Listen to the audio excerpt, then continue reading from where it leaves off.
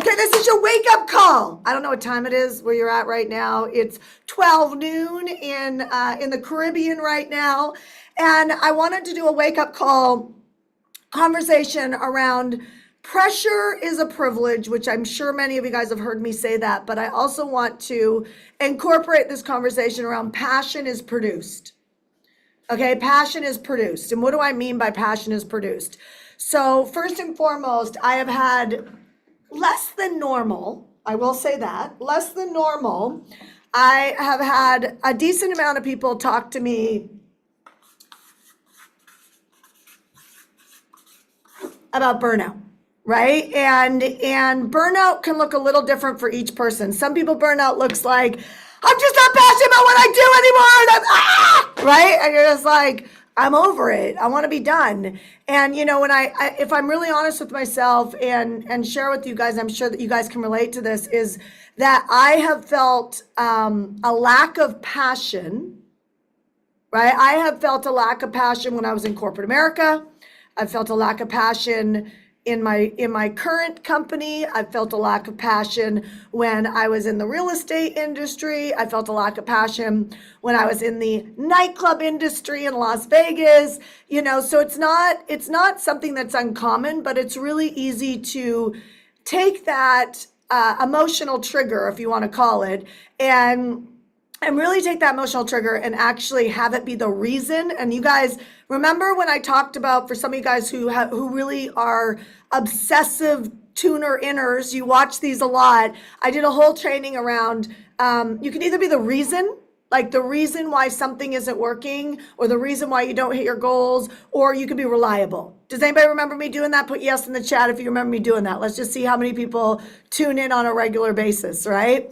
And so you could be the reason, which there's always a reason why I can't be a better mom. There's always a reason why I can't be a better wife. There's always a reason why, let's just go back to better wife. Like, he needs to treat me better. He needs to bring me flowers. He needs to rub my feet. By the way, my friend Tom Challen brings his wife coffee every day. Do you know how I don't need Instagram or TikTok to feel jealous. I could just sit there and watch how Tom loves his wife and go, husband, I only get coffee or breakfast in bed when it's Valentine's Day or my birthday, right? Like, so if I've been with them 9 years, I've gotten that like 9 times, and I have not gotten that 9 times, right? And so I've probably gotten that 5 times in my entire marriage with my husband.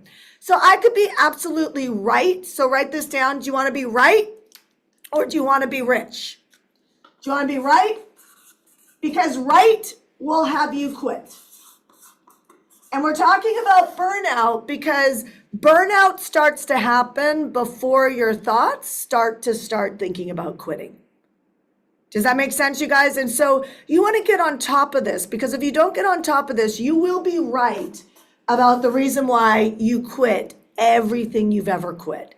And the challenge is that, well, it's not even a challenge, the awareness moment is to, if you really want to own this pattern, is to just ask yourself, like, not even ask yourself, you can't get away from you. And somehow you gave up your power as if burnout happened to you.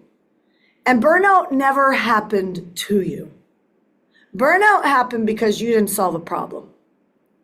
Burnout happened because you didn't play big enough. Burnout happened because you got stuck somewhere.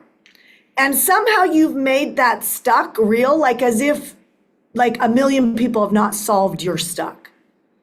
Does that make sense? So like, I've met people who have had infidelity in their marriage and have insanely good marriages today. I have met people who have been in a much, much, much harder spot. Like, I have a friend who basically, actually, I have a friend right now who, if I said their name, you'd be shocked. And they sold their company, and their main person that they work with, I don't know the details because I actually haven't asked. I just found this out. But the main person that they built with, probably with the buyout and the sale, probably has done very, very well and no longer is in the partnership or didn't have to stay with the company in the sale. So you guys know, if I sold my company, if Sarah Blakely sells her company, they're buying the leadership. of the company and the assets, right? But the leadership is just as important. So let me give you an aha moment. High performers cannot be high performers in a low performance culture. That is one of my biggest ahas growing businesses. Like one of my biggest ahas about how much I didn't spend enough time. I did a lot of training. Some of you guys might see yourself in me, hopefully, right? I did a lot of training to make myself high performance because I was very low performance. When I was scared, unsure, confused, stuck, maybe I wouldn't have called it burnout, but I would have called it stuck. Stuck is low performance.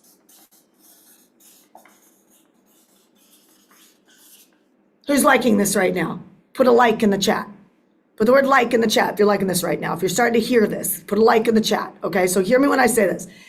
Stuck is low performance. So when I was stuck, I didn't know how to grow my company. I didn't know what to do. I didn't know what to charge. I didn't know. All of that is you're one decision away from peace. You're one decision away from creating prosperity. You're one decision away from creating purpose in your life, which means you're one decision away from creating more pressure in your life, which is a privilege. And every time you create pressure, it actually spits out something extraordinary. True story. Last night, I'm talking to a friend of mine. We're doing a big project together. And I said, hey, and this is why you have to have good friends around you. So I don't just speak it, I live it. Okay. The number one compliment that I get really is Shanda behind closed doors is you are the same person behind closed doors as you are in front of the camera. And I find that really, I'm thankful about that because it took me a long time to really own who I am. Does that make sense? So I spent a ton of time getting myself high performance because I was stuck, which means I was living in low performance in my life, not living with what I wanted. And I believed all my stuckness was real. So I started investing in myself. And then I got unstuck. And what I didn't realize is that I was developing teams that were amazing human beings. How many of you guys have ever had somebody work for you that's an amazing human being? Whether it's in your house, in your business, whatever, they're amazing human. Oh, I love this person, but they don't hit the mark. They're stuck, they're low performance, right? And so I built companies with awesome people in low performance standards. And I will be really honest with you, hardcore right now is priming up. Does that make sense? Would you agree, Naomi? Are we priming up? Keith, are we priming up? Right, we're priming up right now. Absolutely. Absolutely. And we're priming up because high performers don't like operating in low performance spaces. They start to get burnout. Right? But here's the thing. We are all responsible for our own burnout. And that's when you understand this is what we talk about in leadership and our leadership programs. And no, I don't have a course to send you. I wish I did. But we don't have one open right now. But high performers lose their edge when they're in low performance atmospheres. Does that make sense, you guys? And so you got to ask yourself, who's speaking into you? So my friend last night that I'm talking on the phone with, we're doing this big campaign together. And I said, I was like, the truth is we could dial it back a little bit and really kind of test our partnership together. And, I'll hold this way, you hold that way. And then we'll do something a little bit more dialed back. And you guys, when I tell you it's so important for you to have good friends around you, I'm telling you, you do not win alone. You cannot prime yourself up with all the mentorship, coaching, and all of that, and then have low performing friends because that's your culture.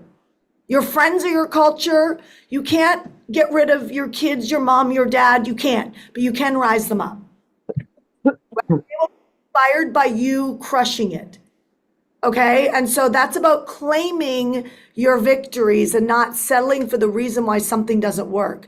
So I'm saying to my friend, I said exactly what I just said to you. I was like, we could dial it back a little bit, let it be a test, do really well. Like we know we'll do really well. And we know that we'll impact people and we know that people will heal. They will get free. We know that. And he says to me, by the way, it's because there was a big pivot in his company and they're off saving the world again. Right? And we have a lot of videos to do. We have a lot of things to do in the weeds. And so I'm thinking I'm being compassionate. And he says, Shanda, he goes, in my company, he goes, if your team and my team both gear it back and we just do a test, which is exactly why I hate when I get coaches and they're like, I'm going to coach a bunch of people for free. All the coaching certifications out there, if you belong to one, tell them to call me. Because they all give really bad advice around growing a business, which is coach all these people for free. I'm like, why would you ever do that? Do real estate agents get out of real estate school and go sell all the houses for free? Like, it's just a bad business move. Does that make sense? Like, you want to charge because it changes the ante. It also changes your results with people. People, when they have skin in the game, they do better, right? And so he goes, if your team and my team both kind of kick back and we're just going to do a test, everybody's going to take their foot off the throttle. And he goes, pressure is what creates big results. And he goes, I would much rather have our teams operate under pressure and create something extraordinary than operate like we're busy doing other things. And he goes, that's not what I'm signing up for. And he's like, so let's step up.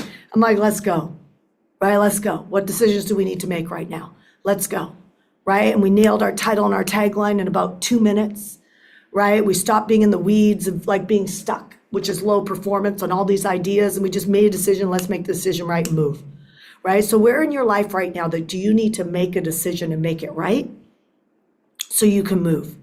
Because stuck is low performance. And if you keep operating stuck, you will burn out because you will get tired and bored of hanging out here. So I just coached a woman this morning and she was in some level of burnout, right? And I said to her, I was like, it was funny because this was the topic today. Perfect. And I said to her, I said, your goals are not big enough. And so I gave her a strategy that she'll do about $500,000 this year on her half VIP day today. And it's fully in her strength. It's fully, and by the way, that's not an income claim. Like I have to watch that right now. Like it's wild how many of my friends are getting big fines right now. And so it's sad because I'm trying to share with you what happened this morning. I have to edit what I say. Right? So that's not an income claim. I don't think you're going to do that. I'm not indicating that you're going to do that. There's nothing about what I just said that I believe that you're going to do that. Okay? And her VIP day, we created that plan based on her strengths and based on where she's at, and she's breaking a mindset to go to the next level. Every income elevation is a mindset break. Does that make sense? So I know everybody wants to like make that or create that. And it's like, but you're going to have to let something go. Do you need to let go of entitlement? What victim stories do you need to let go of? Like, this is no joke. You have to let go of it, right? And sometimes, especially for the woman that I coached this morning, for her, it was giving her a new vision that made her excited because she's already good at sales. She's already good at what she does. She's already good. The problem is that she's selling too many things.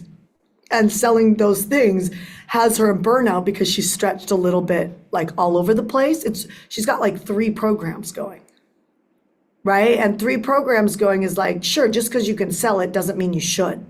And so now she's feeling a little bit of like, I actually don't want to coach these people. I don't want to work with these people. Right? She's not a traditional coach. She's more on the doctor side of things. But she's like, I don't want to work with them. And I said, why? She's like, because they just don't do what they say they're going to do. I'm like, girl, what that's really telling me is that something needs to be tapped out of you to help them close the gap because they need help. Right? Like they got to own it. I don't want to take that away from them. But like, I was like, you need to be fired up to help them. And that comes down to this constant responsibility of what's missing that we need to bring to the table that changes the game. Now, I know that's like the worst thing that I could say to people burnt out because they're like, oh my God, I don't need another thing to do. I'm not excited. I'm like, okay, but what could you do to get excited? Right? So for her, it was putting a $500,000 income injection. And she's like, oh, that gets me excited. I'm like, yeah, all of a sudden you forgot who you're coaching. She's like, you know what I mean? Like, I was like, but if you want to change who you're communicating with or your niche or the people that you're working with. So in other words, what I'm saying to you right now is ask yourself what's burning you out. So do this work right now. So everybody's got some level of this, right? There's something that you've been tolerating for a while that is triggering you, frustrating you, burning you out, whatever, and just kind of over it. Can we just kind of agree like that's either the beginning or whatever level of severity that's in, That's burnout. Okay, so if you keep the little thing that's irritating you that's been on too long, it will end up in burnout.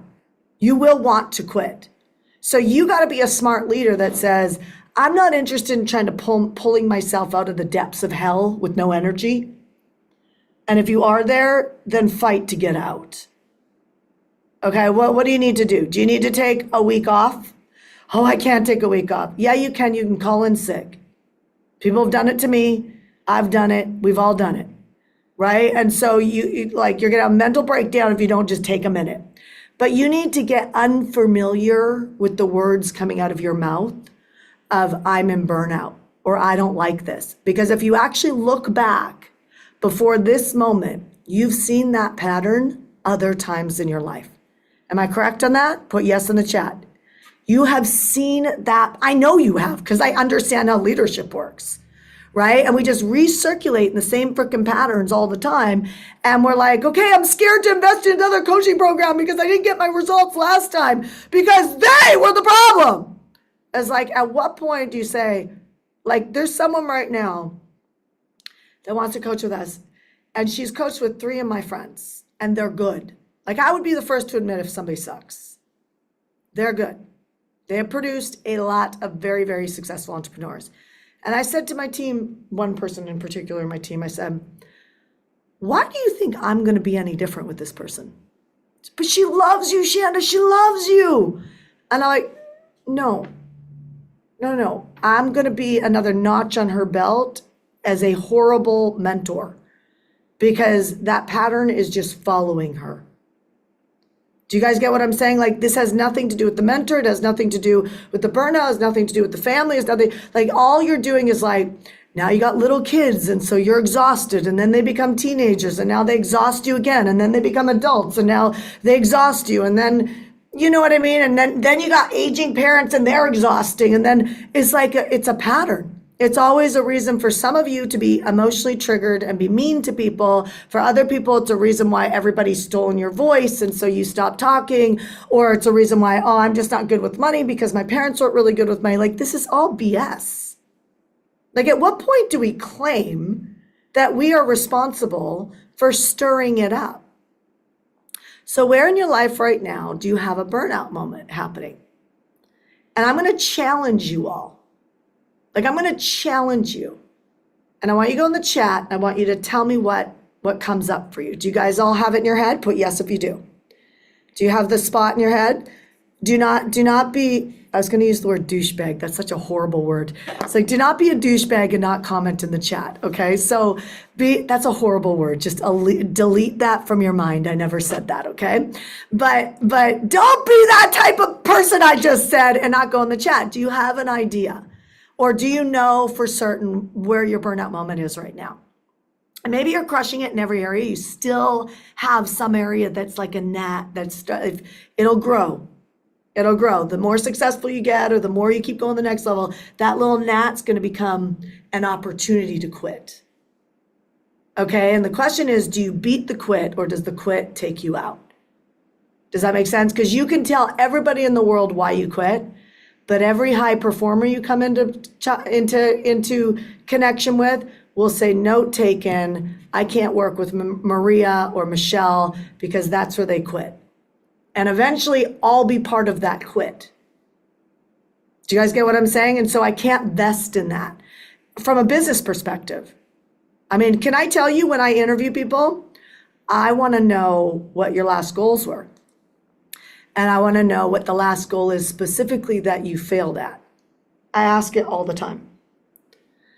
Where was the last big goal that you played at and you failed at? And they tell me. So then what happened? Like, it just wasn't for you? I mean, I bait them right into it. I give them all the reason to tell me. It just wasn't for you. You weren't passionate about it anymore, or you're still working on it. Like what? And I'm going to tell you more times than not, people are like, yeah, I just realized, I did my best and it just didn't work out. There's no way. If I interview that, but there's no way they're getting on my team. And especially now, because I'm committed to a high performance team, because as I get older, I realize I want to see what's next out of me. And I cannot take the company where I want to go with me being in admin in every department, in accounting, in coaching, in sales. The divisions I'm not in, I have a high performer in. The divisions that I still have my hands in, I don't have a high performer in. Or I have one that's not owning the fact that they're not stirring up and saying, I've been dealing with this problem for a while, and I'm either accepting it because I'm doing my best. Shanda, I'm doing my best. I don't know what to tell you. Who am I talking to right now?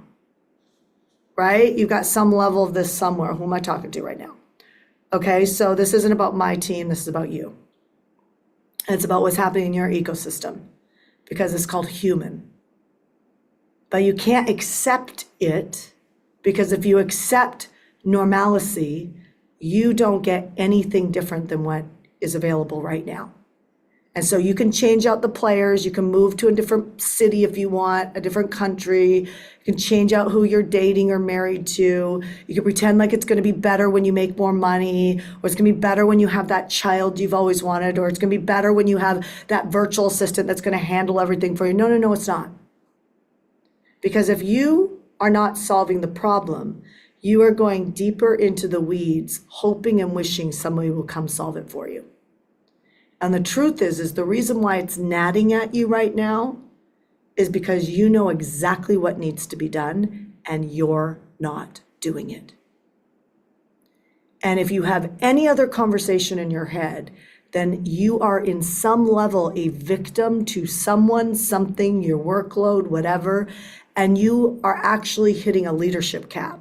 And if you don't think you can solve that, you're wrong. You can. Now, I know some people don't like it when I tell you you're wrong because you think I'm being tough. But I'm telling you, we're entrepreneurs here, and I know one of your visions is to create more income. And when you create more income, you end up at different tables. And when you sit at those different tables, your friends change. And they talk to you like that. They say things like, you're doing it wrong. They say things like, you're being a victim. They say things like, yeah, so call me tomorrow with the solution. Because they understand the game is called our life. And when we are underperforming, we are giving up days of our lives that are so big, you guys, because we can never get today back. Does that make sense? Like, we're not getting today back. It's currently 12:25 in Puerto Rico. And when it hits 12:27, the last 2 minutes of my life are gone. And I will never get those back, and neither will you, is why I'm so thrilled that you tune in to these lives so I can help you. Okay? So now when you go to that area, and I'm going to challenge you, what is the thing? Here's my fire. This is my burnout. You guys didn't know I was an artist, huh? It kind of looks like a flower. That means burnout. Okay, so there's the area of your life that you're burning out in that. I want you to write it down. If you would be good enough or gracious enough to go in the chat and tell me where the area is for you right now. Just go in the chat. Where's the area for you right now? Where's the area that it's pulling on you and you're getting some burnout in? Where's the area? Okay, so phone calls, social media, finances, not enough team, wearing all the hats, connection, and money. Keep going. Go in the chat. My husband, recovering from divorce, phone calls. Phone calls like what? Like you got too many meetings or too many people that you're doing sales calls with? Connection. What do you mean connection, Michelle?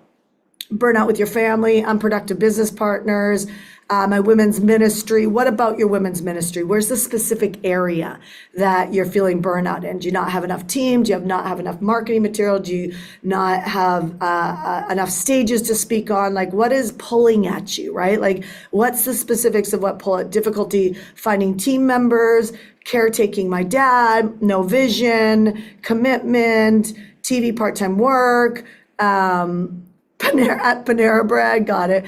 Time management, my friend group. That's smart, Christine, to actually own that, right? Your friend group matters. It was my friend yesterday that has me stepping up again and recommitting at a big level. Like, you're human.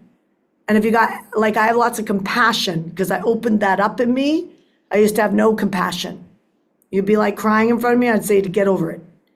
I don't do that anymore. I feel you. Like, I can feel a room. I can feel everybody in the room. Like, that took some time to open up in me. That's why people are like, I'm an empath. I feel everybody. I get burnt out. God, have some responsibility.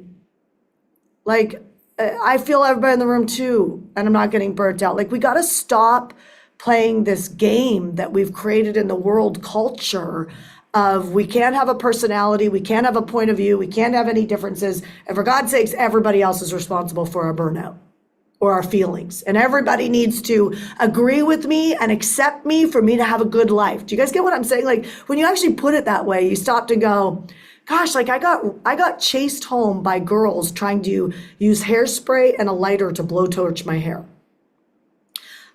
As awful as that was, I got to sit down with my parents and learn how to deal with bullies. And the world is filled with them. Would I rather not have that experience? Probably not. Right? But it did. I can actually see the road I was running down right now.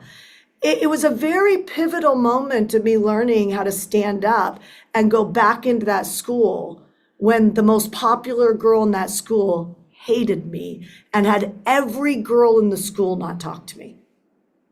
Do you know what I mean? Like, I hung out with the misfits. Now I love misfits. Do you know what I mean? Like, but like, if you would have taken the fact that I moved to America with $500 in my pocket and had to figure out how to stay here and not be able to work here as an immigrant, like, don't take that from me. But yet we're trying to take all the pain away from people in the world. Like, you're gay and you want everybody to approve it. You're transgender, you want everybody to approve it. You're Christian, you want everybody to approve it. You're Catholic, you want everybody to approve it. You're an entrepreneur and you think all the people who are not entrepreneurs just don't understand you and there's something wrong with them. There's nothing wrong with them. They don't have the same calling. Like, it's okay that we don't have the same calling. We don't have to accept everybody because we don't understand everybody. Same with that employee who got mad at me. Well, she actually didn't get mad at me. She was awesome. She said, when Black Lives Matter exploded in the world, it was a huge movement. And she's like, I just wish that people would understand my heritage. I said, sweetheart, I don't understand my heritage. So I appreciate you want me to know more about you. But what this is opening up for me in my world is I don't know anything about me. And I have a kid. So that's identity. So I get you want your identity, but I also want my identity. And this is really great to open up this part in me. So I understand you might be mad at me because I'm not thinking about you, but I'm actually realizing I have a big gap in my life about this too. Now, I could be people could be so mad at me for something like that, but it's like, how can we get mad at each other for the way that we feel? We are responsible for how we feel.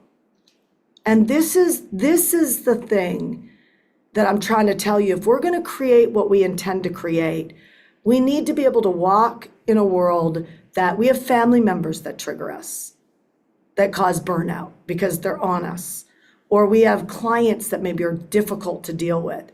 Like, we are responsible for owning our feelings and grabbing a hold of it, stirring up our passion. I'll show you somebody who is on purpose. They're not getting triggered as often. People who are off purpose get triggered all the time. And so you can find your world right now that you're in. And I'm telling you, because I've done it so many times, I've coached it so many times, that you 100% can find your purpose in absolutely any situation that you're in. I'm not saying an abusive situation, okay? So obviously I'm not saying like you're being abused or something like that. I mean, like in a normal, like safe environment, you're going after things. It's like you have the ability to stir it up and to create your purpose and your passion. Does that make sense, you guys? Yes? So look at the area that you're triggered in. I'm actually not going to, because trigger is such an emotion. And honestly, every time I get triggered about something, I literally like, what's it bringing up for me? I pretend like my husband didn't trigger me, my client didn't trigger me, my team member didn't trigger me, because it's not about them. If you're triggered by something I said, it's not about me. It's actually about you. And it's an indication to ask yourself, what's it bringing up? I love the saying of pretend Pretend the person that triggered you or the situation that triggered you never happened. What is the pull up? That's the sense of responsibility. What is it opening up for you? And that's where we get our power back. Does that make sense, you guys? Put yes if that makes sense. So now here's my challenge for you. The thing that's starting to burn you out or has burnt you out has a decision connected to it. Would you agree? It might be a decision you don't want to make. It might be a decision you don't have time to make. It might, but if you don't have time to make it, you just need to realize that you're going to be responsible for either quitting or wanting to quit or creating an atmosphere in your head, your life, your business that is tough. Do you guys get what I'm saying? So I would recommend you take the time, and usually that decision making, like for instance, there's an SOP I want to write in our company, a process. And I was thinking about the other day and I'm like, I'm actually responsible for this because the truth is I might be the only person who can create this for now, right? Because I, for whatever reason, am not articulating this. What are you hearing right now? I'm owning it. I am not communicating in a way that people are getting it in this one area of my company, right? And so I either keep trying and have meetings every day until it hits and stay on the accountability of it. That's one way, right? I'm solving a problem right now. That's what I'm demonstrating. Or I do an impact filter around it from Dan Sullivan. It's one of his templates. Do a meeting around it and then have a meeting at the end of the week or the end of 2 weeks and see, did we actually create what we said we're going to create from that impact filter, and give that impact filter. It just says what has to be true for it to work. Or I go in and this is kind of what I landed on, that I could train it for 2 weeks inside the company. But now when I'm saying that, I'm like, I've done that before, and then it goes back to the old level of leadership when I leave, because I trained it. And if I'm not there, it doesn't have the same impact. And so I'm actually going to cancel that out because that's actually what I came up with. And as I'm saying it, I'm like, I've tried that. It didn't work because it needs me to lead it. That's what senior leaders do. Senior leaders don't ever accept the reason why something didn't work. Does that make sense? They actually just find a way to make it work because they know intuitively and emotionally and physically there is a way to solve every problem. And if we keep doing the same thing and it doesn't create enough impact, in other words, it's not effective. If it doesn't change, it's not effective. Do you get what I'm saying? So why do you keep doing the same thing over and over and over again? A great example, my husband did not like me getting my son a coach around roadblocks. It was a big discussion that he's like, okay, you won. But I'm like, we won. Because now they were out for a run this morning. And when they were out for a run this morning, I was out on my miracle walk and my son and my husband come running down the street when I'm coming back. I love seeing that. Makes me feel like we got a good family unit when I see stuff like that. And they're like going, hua, hua, right? When they land at the tree. And what they were doing was they were playing roadblocks. So they were exercising and pretending to be characters in roadblocks. Do you guys get what I'm saying? Like, we're fitting into what he loves and we're leading it to get what we want. It's a different way of doing it. We could get up every morning and tell him what he's doing wrong. We could get up every morning and say, Zach, we've told you a million times, you cannot be on the iPad in the morning. You cannot be on the iPad in the morning. Or we can find something that's burnout for my son. That's exhaustion, it's burnout, makes him feel like he says things like, you don't understand me, when we talk like that to him. So we have to solve the problem. I'm asking you to solve the problem of the area that's burning out for you. So we solve the problem. Got him a coach. He thinks he's the cat's meow now, right? He starts with his coach this Thursday.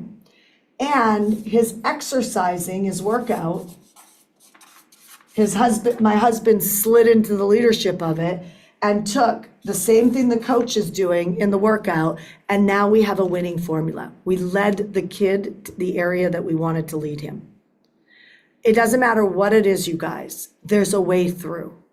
And if you keep allowing your kids, your spouses, your business partners, your virtual assistants, yourself, and not making a decision on the price of that product, program, or service.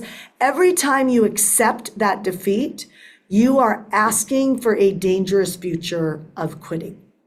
Because if burnout gets big enough, you will lose your energy. And as you lose your energy, you want to quit. And you will justify it, which is exactly why I constantly say to people, if you're a Mentor Me Live, you cannot miss your mastermind this month. You need to get uncomfortable. You need to book your plane ticket. You need to be here because the atmosphere of your friends is everything to hold you accountable. People always say to me, Shanna, I need to be held accountable. I'm like, who are you hanging out with? Because I cannot be everything to you. Do you guys get what I'm saying? Like, some of you guys are being unreasonable about what you're asking your spouses to do. I do not ask my husband to keep time. That is not in his wheelhouse. Do you guys get what I'm saying? I asked my husband to think about expansion in the company, how we change it, right? He just restructured pricing in an area of our company that I never would have done because he's very good at that. Why would I put him in the weeds of something he's not good at? Does that make sense, you guys? Put yes in the chat. So that's my coaching to you today. And my coaching is to make a decision and solve the problem. Build your confidence. Your confidence comes from competency. So there is no problem you have that has not been solved by at least 1 million people at this point. No way. There's no way your problem is so unique that people have not solved it. And until you get that in you, you will continue to operate as if you're a victim to the problem. And that, my friend, has a very high cost. And the cost is called your business success, your life success, how much you get to see out of your own leadership. Do you know what I mean? Like, I'm tired of being where I'm at in my business. I want to go to the next level, which required something new of me.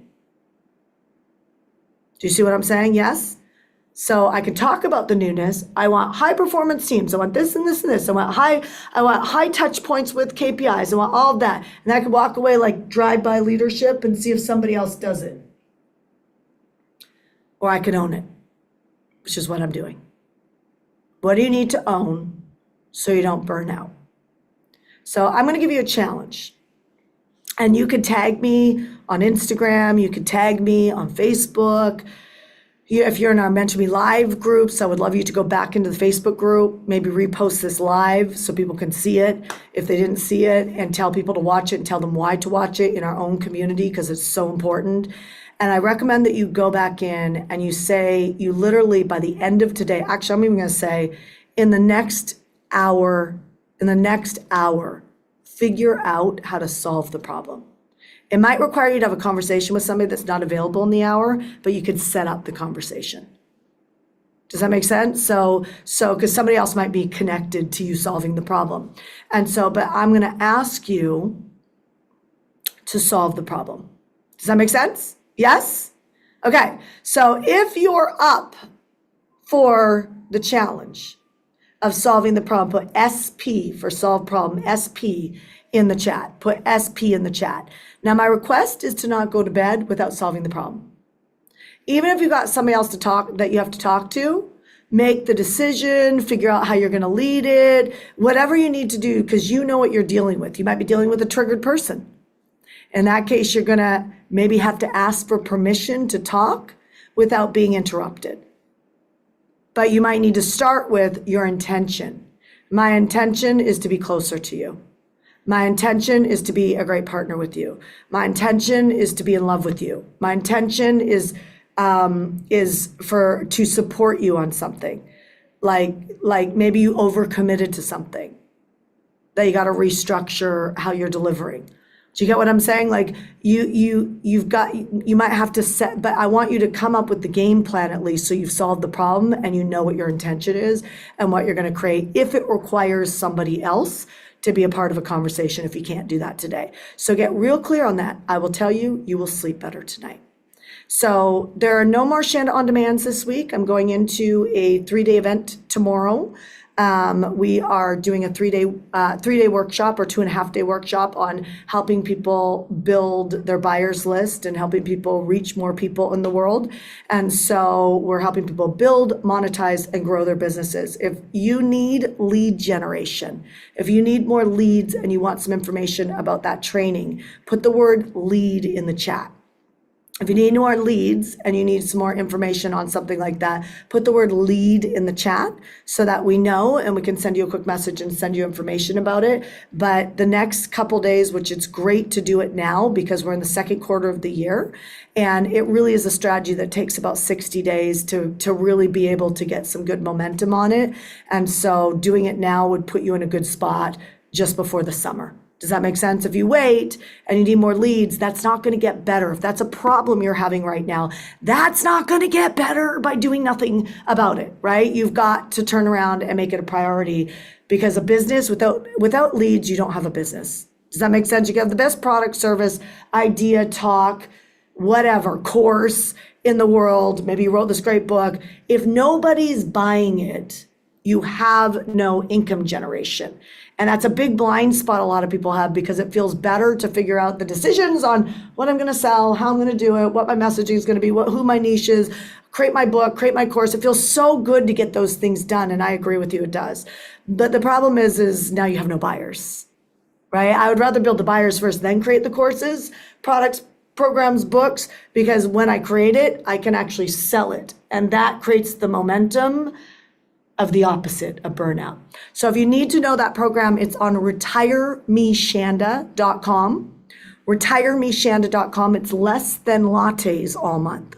So give up your freaking lattes, give up your greens juice maybe for a month, or juice at home and save yourself some cash and go to retiremeshanda.com. And I will see you tomorrow if you're in that course. Okay? Sound good? All right, social media. I will see you next week. Have a great week.